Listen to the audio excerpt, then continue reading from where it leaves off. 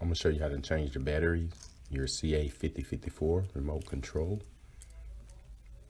As you see, there's a little slot that you slide the screwdriver in. And you just put the screwdriver in and just twist it clockwise. And it pops open.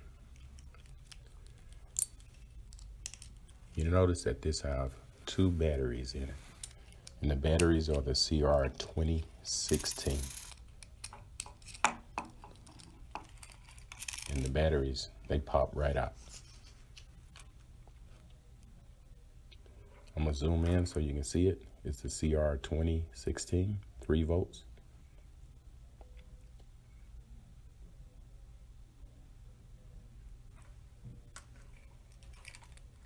So it'll put them in. You just click them. You hear it click.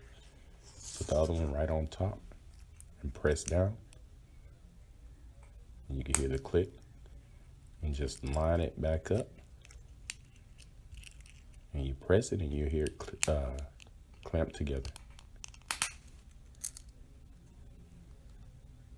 And that's all to it.